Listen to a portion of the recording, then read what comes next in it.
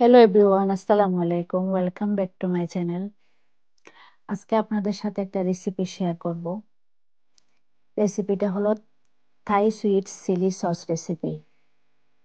খুবই মজাদার এই সসটা খেতে। চিকেন ফ্রাই দিয়ে বিশেষ করে খুব বেশি মজা হয়।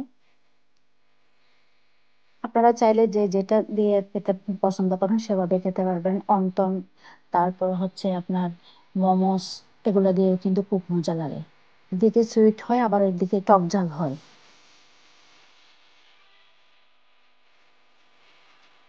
এখন আমি তার জন্য নিয়েছি 100 গ্রামের মতো থাই কাঁচামরিচ। মরিচগুলো কিন্তু কাঁচামরিচে, এগুলো কিন্তু লাল মরিচ, শুকনো মরিচ না।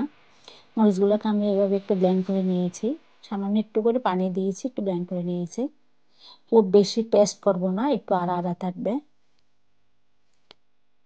এখানে একটা ফ্রাই প্যানের মধ্যে আমি 1/2 লিটারের মতো পানি দিয়ে দিয়েছি। পানির মধ্যে মরিচগুলো সবগুলো দিয়ে দিলাম।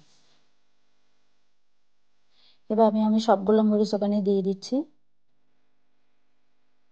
আপনারা যদি মনে করেন যে বেশি বেশি হয়েছে, তাহলে মরিচের কিছু বেশি আপনারা কমিয়ে দিতে পারেন।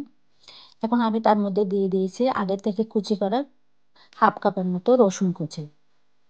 সাথে দিয়ে দিলাম হচ্ছে 1 কাপ থেকেও প্রায় একটু কম চিনি। তার সাথে ছিল হচ্ছে আপনার একটু লবণ, আমি স্বাদ মতো লবণ অ্যাড করেছি। এভাবে সবগুলো আমি নেড়ে ছেড়ে জাল করে নিচ্ছি। এইদিকে একটা বাটিতে আমি 3 থেকে 4 টেবিল চামচের মতো কর্নফ্লাওয়ার নিয়ে সেগুলো আমি একটু পানি দিয়ে ভালো করে মিক্স করে নিচ্ছি।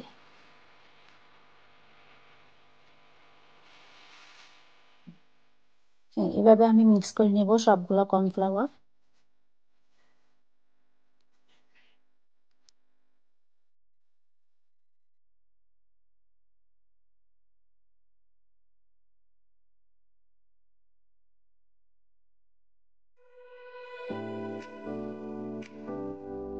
দিচ্ছি আস্তে আস্তে।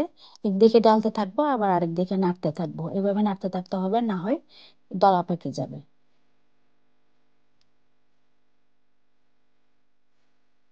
মিডিয়াম লো হিটে আমি সসটা সিদ্ধ করে নিচ্ছি। দেখেন এভাবে সিদ্ধ হয়ে গেল। কর্নফ্লাওয়ার দেওয়ার পরে যখন সিদ্ধ করা হবে, তখন এরকম একটা ট্রান্সপারেন্ট ভাব আসবে। তাহলে আপনাকে তখন বুঝতে হবে আমার সসটা রেডি।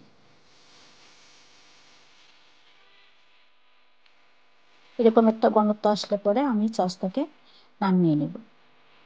আপনারা যারা পাতলা খেতে চান তাহলে পাতলা করবেন, এবং যারা ঘন খেতে চান তাহলে আপনারা কর্নফ্লাওয়ার একটু বাড়াই দেবেন। এই পর্যায়ে আমি দিয়ে দিয়েছি চুলা থেকে নামানোর আগে 1/2 কাপের মতো হোয়াইট ভিনিগার। হোয়াইট ভিনিগারটা দিয়ে আসলে বেশিক্ষণ সিদ্ধ করা যাবে না, তাই আমি একটু নামানোর আগে করে দিয়ে দিয়েছি। হয়ে গেল আমার থাই সুইট চিলি সস। আশা করি আপনাদের আমার এই রেসিপিটা ভালো লাগবে। ভালো লাগলে আমার চ্যানেলটা সাবস্ক্রাইব করবেন, লাইক কমেন্ট করে আমার পাশে থাকবেন। পরবর্তী ভিডিও দেখার জন্য আমার চ্যানেলটা সাবস্ক্রাইব করে রাখবেন। আল্লাহ হাফেজ।